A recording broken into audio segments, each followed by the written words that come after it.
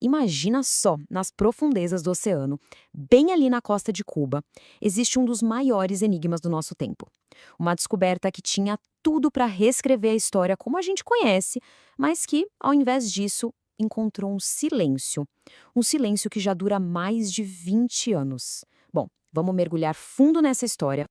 E essa é a pergunta que não quer calar. Como é que uma coisa tão gigante, algo que poderia ser uma cidade perdida, simplesmente some do radar científico? A história toda começa com uma promessa incrível e, de repente, mergulha num silêncio profundo que deixa a gente, bem, desconfiado. Para a gente entender esse mistério, a gente precisa voltar lá para o começo de tudo. Para o exato momento em que a nossa tecnologia moderna deu de cara com algo que parecia ser de um passado que a gente nem imaginava que existiu. Era o ano de 2001.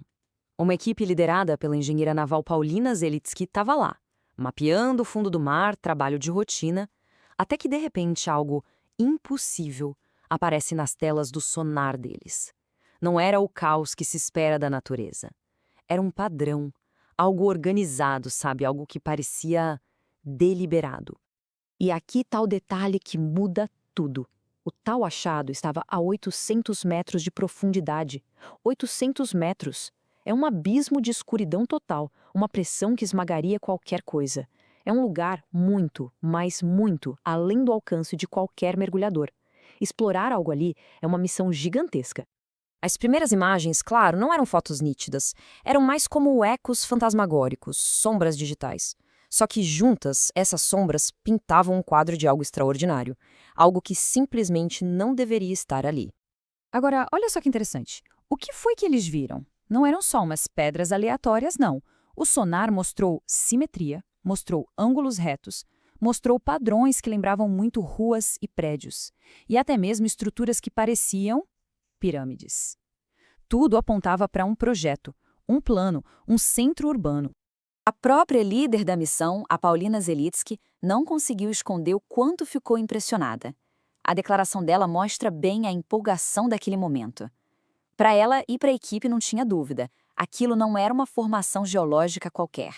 Tinha tudo para ser, de fato, uma cidade. Só que assim que essa notícia veio a público, a descoberta bateu de frente com um muro. Um muro de ceticismo da ciência e, mais importante, um problema geológico que parecia impossível de superar. E é aqui que o nó aperta.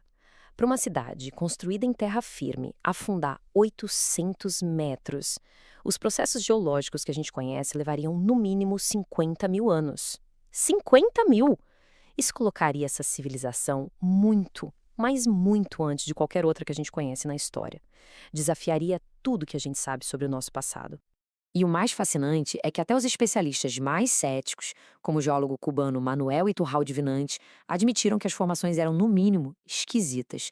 Ele não disse, são só rochas, não. Ele reconheceu a natureza bizarra da coisa. Era uma anomalia que a ciência não podia explicar, mas também não podia simplesmente ignorar. Então, a gente tem uma descoberta intrigante que até os especialistas acharam bizarra. A pergunta lógica é, e aí, o que aconteceu depois? A resposta é quase nada. A promessa de uma investigação de verdade se desfez num silêncio que, sinceramente, não faz sentido nenhum. Esse número aqui diz tudo. 0. Nenhuma. Nenhuma grande expedição científica internacional voltou ao local para investigar a fundo o que o sonar mostrou. Um achado que podia revolucionar a história foi simplesmente deixado lá, na escuridão, tanto literal quanto figurativamente. As razões oficiais são tão frustrantes, tão banais. Uma missão foi planejada sim, mas cancelada. Faltou dinheiro. O apoio político que existia no começo parece que evaporou. E assim, um dos maiores mistérios arqueológicos do nosso tempo foi, na prática, abandonado. E o que acontece quando a ciência se cala? A lenda começa a falar. Essa ausência de dados, de novas pesquisas, abriu um vácuo enorme. E esse vácuo foi rapidinho preenchido pela especulação, pela imaginação. A natureza não gosta de vácuo e a imaginação humana também não. A cidade submersa de Cuba logo se conectou com a lenda mais famosa de todas, Atlântida. A história foi crescendo, alimentada por teorias de que a descoberta foi escondida de propósito, para não bagunçar a linha do tempo oficial da história humana.